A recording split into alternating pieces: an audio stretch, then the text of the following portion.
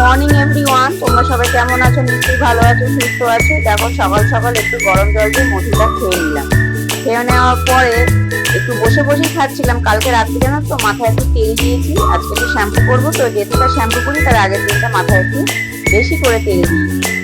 এবার সকালবেলা ভেবেছি সুজির একটু উপমা করবো, কিন্তু মেয়ের এত খিদে পেয়েছে, ও বললো মা তুমি করো, কিন্তু আমাকে একটু আগে তাড়াতাড়ি কিছু খেতে দাও। তাই দুধ ছিল, কর্নফ্লেক্স আর সাথে একটু খেজুর দিয়ে ওকে খেতে দিয়ে দিলাম। কারণ কি বলো তো, একটু কলা দিলে ভালো হতো, কিন্তু কলা যেহেতু বাড়িতে ছিল না, তাই ওকে বললাম, ওকে জিজ্ঞেস করেই দিয়েছি যে দিয়ে খেজুর খাবি তো? ও বললো দাও তাহলে।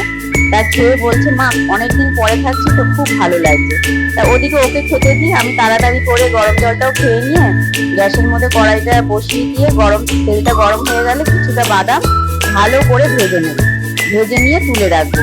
তুলে আমি আবার কি করেছি, বাদামটাকে কিন্তু একটু মানে কি গুঁড়ো গুঁড়ো করে নিয়েছি, পরে তোমাদের বলছি। তারপরে দেখো তেলটা গরম ছিল, সাথে আমি আর কি বেশি করে পেঁয়াজ দিয়ে দিয়েছি। এখানে আমি পেঁয়াজটা বেশি করেই দেবো, কেন অনেকে পেঁয়াজ ছাড়াই করে, কিন্তু আমার মনে হলো যে আজকে একটু পেঁয়াজ দিয়েই করবো। সাথে একটু আদা বাটাও দিয়েছি আর সব সবজি দিয়েছি। দেখো এখানে গাজর দিয়েছি, ব্রোকলি দিয়েছি, ক্যাপসিকাম, টমেটো, কাঁচা লঙ্কা, মানে কি ঘরে যেইটুকুনি সবজি ছিল সেগুলি অল্প অল্প করে কেটে সাথে দিয়ে দিয়েছি। দিয়ে কিছুক্ষণ রেখে দিয়েছি ভাজা হওয়ার জন্য, সাথে নুনও দিয়েছি। আর হচ্ছে ওই কারি পাতা ছিল না বলে ঝট করে ওপর থেকে তাড়াতাড়ি করে কারি পাতা নিয়ে আসলাম।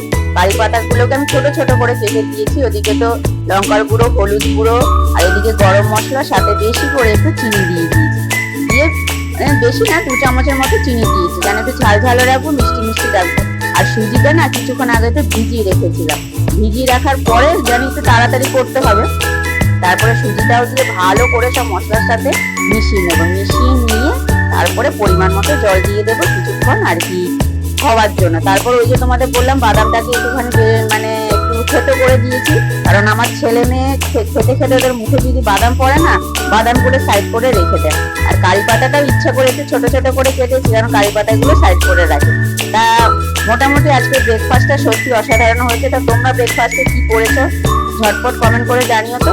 তাহলে যদি আমাদের ভিডিও ভালো লাগে, আমার ভিডিও ভালো লাগে, তাহলে কি করতে হবে তো জানো। তাহলে চলো এখনকার মতো টাটা।